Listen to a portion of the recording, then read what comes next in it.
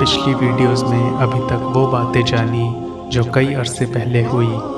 कैसे अल्लाह ताला ने दुनिया बनाई, कैसे इंसानों का नुज़ूल ज़मीन पर हुआ, कैसे इंसान की नस्ल इस ज़मीन पर फैली, कैसे शैतान ने इंसानों को अपने वसवसों से वक्तन बहकाया और कैसे वक्तन अल्लाह सुब्हानहू व तआला ने अपने नबी और किताबें भेजकर इंसानों को सही रास्ता बताया। अब हम इस वीडियो में ये जानेंगे कि कैसे मुसलमान अल्लाह सुब्हानहू व तआला के अहकामात और हज़रत मोहम्मद सल्लल्लाहु अलैहि वसल्लम की मिसाल के मुताबिक ज़िंदगी गुजारें। तौहीद का ईमान यानी अल्लाह की वहदानियत, अल्लाह सुब्हानहू व तआला पर ईमान लाना और शिर्क से बचना। एक मुसलमान की ज़िंदगी की बुनियाद तौहीद पर ईमान है। एक मुसलमान को पक्का यकीन होना चाहिए कि अल्लाह ही कायनात का वाहिद खालिक, राज़िक और हाकिम है।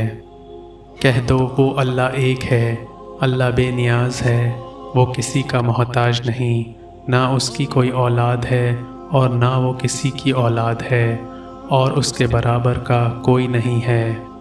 और तुम्हारा खुदा एक खुदा है, उसके सिवा कोई माबूद नहीं, जो पूरी तरह रहमत करने वाला, ख़ास तौर पर रहमत करने वाला है। अल्लाह के साथ किसी को शरीक करना इस्लाम में सबसे बड़ा गुनाह है, इसलिए खालिस तौहीद के साथ ज़िंदगी गुजारनी बहुत अहम है। कुरान सूरे अन-निसा में आता है, बेशक अल्लाह इससे दरगुजर नहीं करता कि उसके साथ किसी को शरीक किया जाए, लेकिन वो इसके सिवा जिसे चाहे माफ़ कर देता है, और जो कोई अल्लाह के साथ किसी को शरीक करता है उसने यकीनन एक बहुत बड़ा गुनाह गढ़ लिया है। इस्लाम के 5 सुतूनों की पैरवी करना।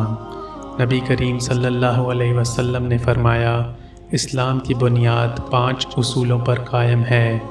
इस बात की गवाही देना कि अल्लाह के सिवा कोई माबूद नहीं और मोहम्मद अल्लाह के रसूल हैं।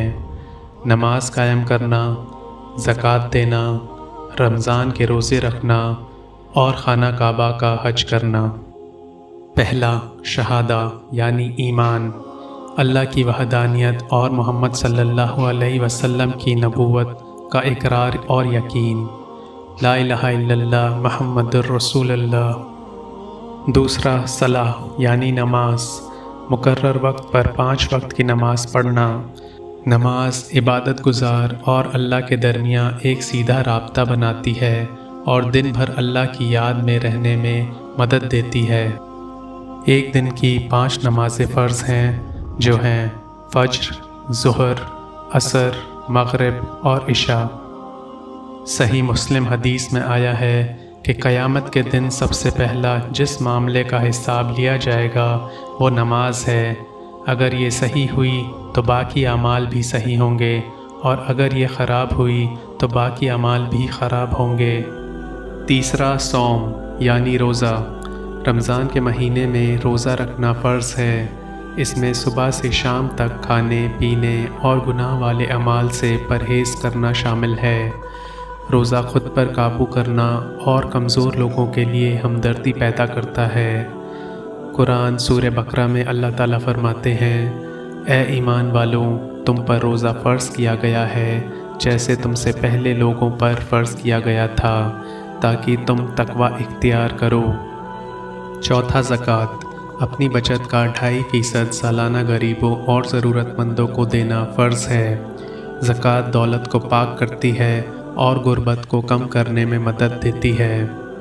कुरान सूरे बकरा में अल्लाह ताला फरमाते हैं, बेशक जो लोग ईमान लाते हैं और नेक अमाल करते हैं और नमाज कायम करते हैं और ज़कात देते हैं, उनके लिए उनके रब के पास उनका इनाम है, और ना उन पर खौफ होगा, ना वो गमगीन होंगे।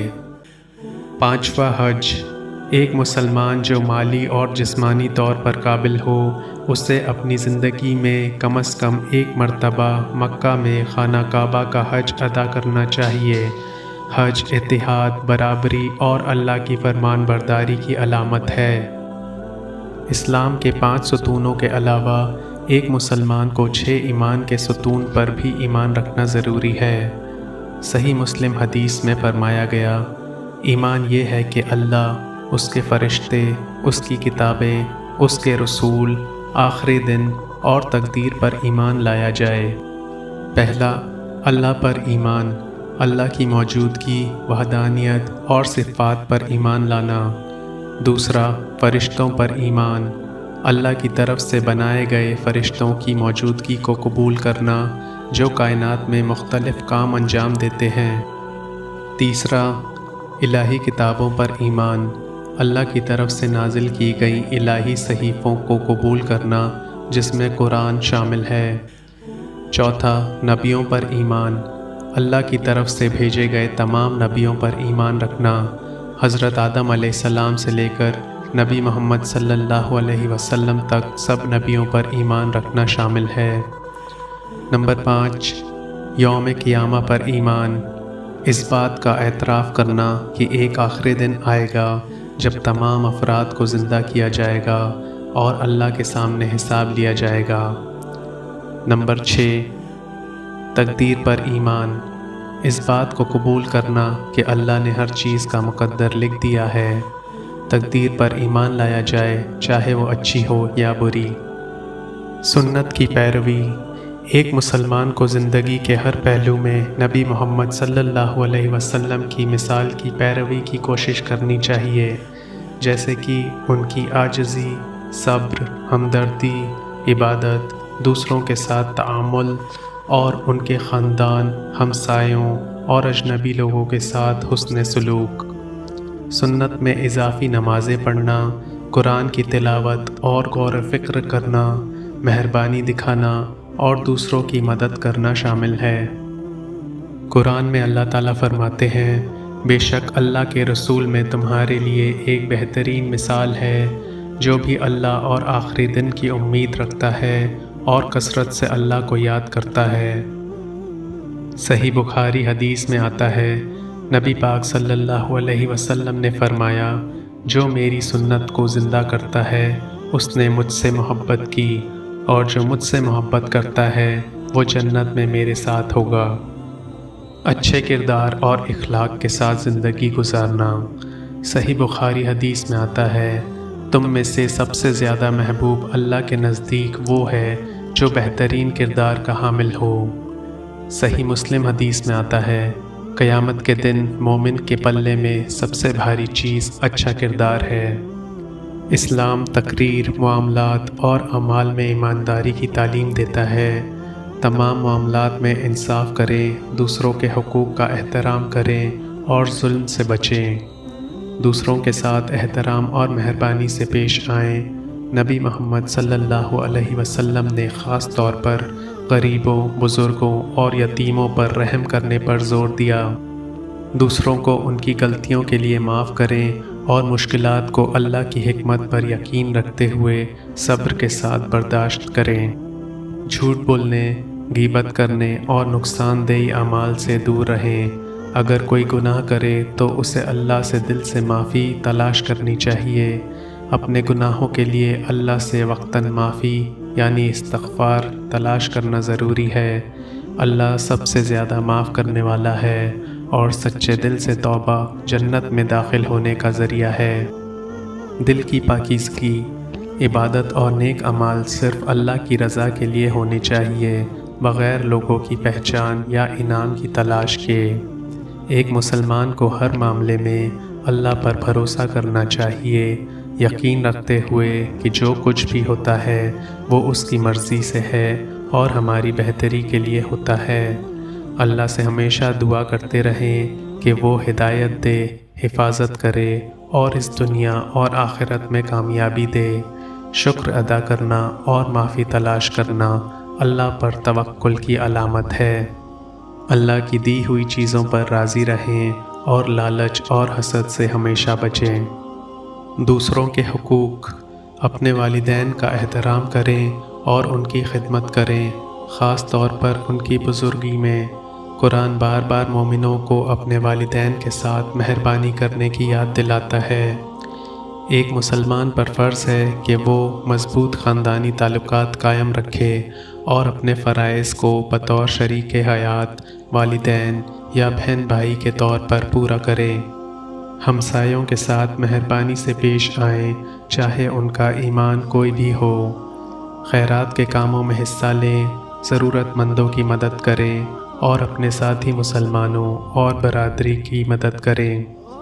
اسلام پوری انسانیت کے احترام کی تعلیم دیتا ہے، ہر انسان کے لیے انصاف اور اقبال کے حق کے لیے وکالت کرتا ہے۔ حلال رزق کمانا، ایک مسلمان کو حلال طریقوں سے روزی کمانا چاہیے۔ اس میں ایماندار تجارت کرنا، دھوکہ دینے سے بچنا اور حرام چیزوں جیسے شراب یا سود سے پرہیز کرنا شامل ہے۔ بڑے گناہوں سے پرہیز، قرآن سورہ النساء میں اللہ تعالیٰ فرماتے ہیں، اگر تم ان بڑے گناہوں سے بچو جو تم پر منع کیے گئے ہیں تو ہم تم سے تمہارے چھوٹے گناہ ہٹا دیں گے اور تمہیں جنت میں داخل کریں گے۔ صحیح بخاری حدیث میں آتا ہے کہ 7 بڑے خطرناک گناہوں سے بچو: اللہ کے ساتھ کسی کو شریک کرنا، جادو، اس جان کا قتل جو اللہ نے منع کیا، سود کھانا، یتیم کا مال کھانا، میدان جنگ سے بھاگنا اور پاک معصوم عورتوں پر بدگوئی کرنا۔ جنت حاصل کرنے کے لیے ایک مسلمان کو بڑے گناہوں جیسے شرک، قتل، سود، زنا، چوری، جھوٹی گواہی اور والدین کی نافرمانی سے پرہیز کرنا چاہیے۔ اگر کوئی گناہ کر لیتا ہے تو اسے چاہیے کہ سچے دل سے اللہ سبحانہ و تعالیٰ سے معافی مانگے اور آگے اس گناہ کو کرنے سے توبہ کر لے، بے شک اللہ سبحانہ و تعالیٰ معاف کرنے والے ہیں۔ احسان یعنی انسان کو اپنی عبادت اور اعمال کو بہتر کرنے کی کوشش کرتے رہنا چاہیے۔ صحیح مسلم کی حدیث میں کہا گیا کہ احسان یہ ہے کہ اللہ کی عبادت ایسے کرو جیسے تم اسے دیکھ رہے ہو، اور اگر تم اسے نہیں دیکھ رہے تو یہ جان لو کہ وہ تمہیں دیکھ رہا ہے۔ آئیے اس ویڈیو کا خلاصہ جان لیتے ہیں۔ اللہ، اس کے فرشتے، کتابیں، نبیوں، آخری دن اور تقدیر پر مضبوط ایمان رکھیں۔ فرض عبادت کو ادا کریں، نیکی اور اخلاق کی زندگی گزاریں اور نبی محمد صلی اللہ علیہ وسلم کی مثال پر چلیں۔ دوسروں کے ساتھ انصاف اور مہربانی سے پیش آئیں۔ خاندان، ہمسایوں اور معاشرے کے حقوق کا خیال رکھیں۔ ہمیشہ توبہ کریں اور خود کو بہتر کرنے کی کوشش کریں، اور اللہ سبحانہ و تعالیٰ سے معافی تلاش کرتے ہوئے بڑے گناہوں سے پرہیز کریں۔ السلام علیکم۔